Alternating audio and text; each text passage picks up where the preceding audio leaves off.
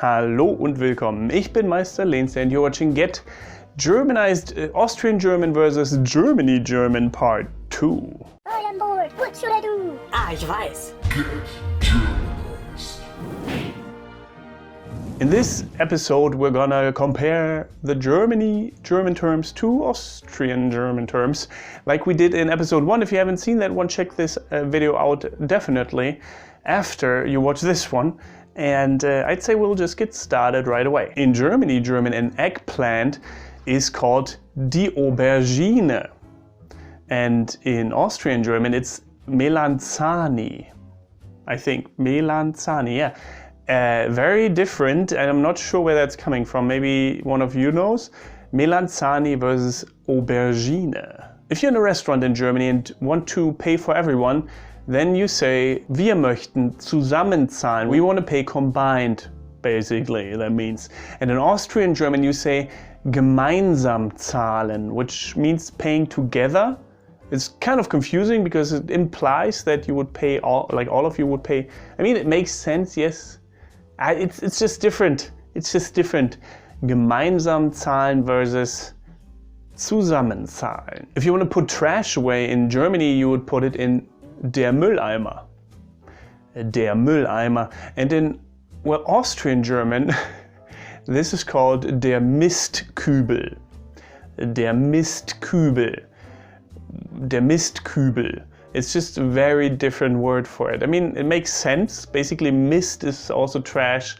Mist is, yeah, like manure and stuff like that. It's stuff you don't want on your hands, and you put it in the trash can. And Kübel is basically just a very different word for also similar, something similar of the shape to a trash can, to a bucket. Kübel, Eimer, same difference.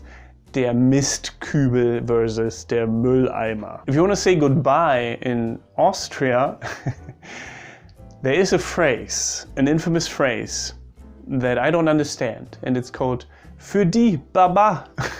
It sounds like a little kid. Foodie Baba. I'm sorry, I don't want to offend anyone. I've said this in the last video already. It just sounds very cute, and I know you guys hate this, that we find your language cute. It's just the way it is. It sounds cute to us, can't help it, will never change. In the Germany German, we say Auf Wiedersehen. Or Tschüss, I guess. I mean, it's just one of the phrases. I'm 100% sure they have multiple ones. I know actually that they do, but Foodie Baba is just... I guess ba comes from bye. Bye-bye. What's that? Probably not actually, I don't know. Foodie Baba versus Auf Wiedersehen. A T-shirt is a Ladle in Austrian German. I have the feeling sometimes that they don't like to use English words, and that's why they keep everything in their own language.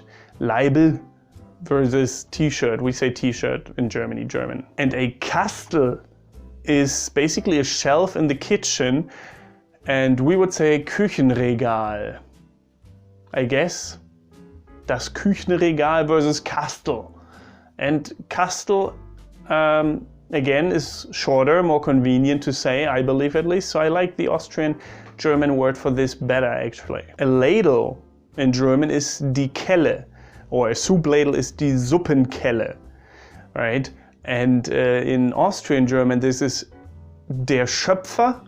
I'm not sure if they use der for it, to be honest. Schöpfer. But if we talk about a Schöpfer in Germany German, then we mean the creator, we mean God. So using that word for like a ladle is kind of funny, but that's how it is. If you want to talk about weed in German, you would say Gras. I mean, there's different words for it, but Gras is one of them, grass. And another word for that in Austrian German is Wiesen. Wiesen is also the Oktoberfest in Bavarian German, but they mean the Wiesen like in the meadow, like the grass, basically. It's just more, it's not as suspicious to talk about Wiesen. Could be just the meadow that they're talking about, but they actually mean grass, like the weed. If you don't like someone, if you want someone to go away, then you say Geh weg in Germany German. Geh weg. And in Austrian German, this would be Geh schleich die.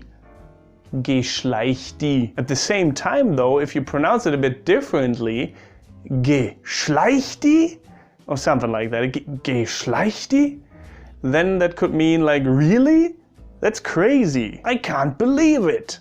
So as you can see, intonation and pronunciation play a big role sometimes as well. Touching a pet or petting a pet is called anfassen.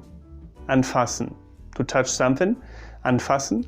Or streicheln if you want to pet something, so to touch or to pet. And if someone doesn't want you to pet their pet in Austrian German, then they would tell you not to angreifen.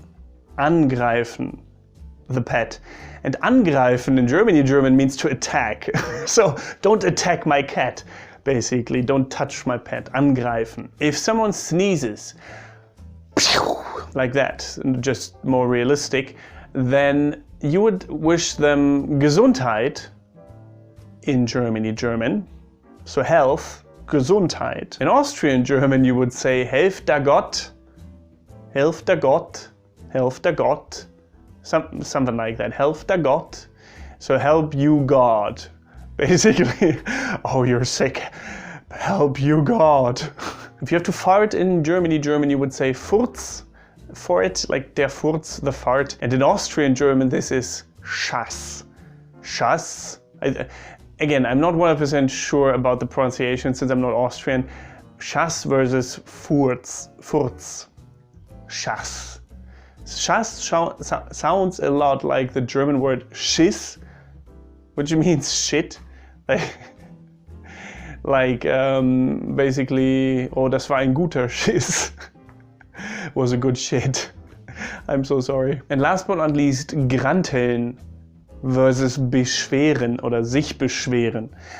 Granteln means to complain. Something the Austrians do just as much as the Germans apparently, if not more. And granteln is sich beschweren oder nörgeln. Nörgeln, granteln is all the same, all means to complain. Let me know more words, Austrian German or Germany German words that you find interesting, funny, whatever. And what did you like most out of this video? What do you use? What were you really surprised about? I'm really curious to see all these comments, well, in the comment section. Highly appreciate that, thank you. And also don't forget to give this video a Daumen nach oben, a thumbs up if you enjoyed it. Subscribe if you haven't yet.